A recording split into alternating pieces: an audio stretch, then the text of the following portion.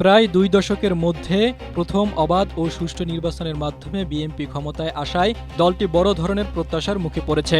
এমনটাই বলছে international crisis group ICG.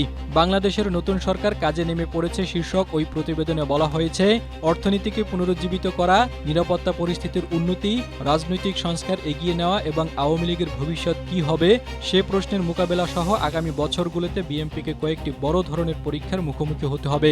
এছাড়া শেখ হাসিনার বিরুদ্ধে গড়ে ওঠা গণ অভ্যুত্থানের পেছনে থাকা রাজনৈতিক ও অর্থনৈতিক আকাঙ্ক্ষা পূরণে বিএনপি ব্যর্থ হলে বাংলাদেশ আবার অস্থিরতা ও রাজনৈতিক সংকটের মুখে পড়তে পারে।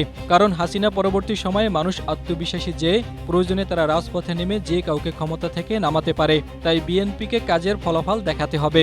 ওই প্রতিবেদনে আরও বলা হয়, বিএনপি যদি অর্থবহ সংস্কারের প্রতিশ্রুতি থেকে সরে আসে তাহলে জুলাই সনদের কট্টর সমর্থক জামায়াত ইসলামী ও জাতীয় নাগরিক পার্টি এনসিপি সংসদের ভেতরে ও বাহিরে সরকারের বিরুদ্ধে সরব হতে পারে।